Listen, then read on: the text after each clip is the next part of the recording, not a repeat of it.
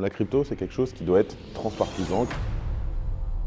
La philosophie même de tout cet écosystème et les directions qui sont prises, en tout cas sur le point de vue technique, je dirais pas que c'est de gauche, je dirais pas que c'est de droite, il y a une approche communautaire et on commence à rentrer dans une réelle utilité qu'on peut voir sur certains projets. Donc je mets de côté les mêmes coins, etc. Mais non, je dirais pas que c'est de droite et je dirais pas que c'est de gauche non plus. Est-ce que ça devrait être de droite? Surtout pas. La crypto, c'est quelque chose qui doit être transpartisan, qui doit être utilisé par les gens de gauche, comme les gens de droite, comme les gens du centre, les extrêmes. Il y a Bitcoin et les cryptos, je sais ce qu'on va dire, etc.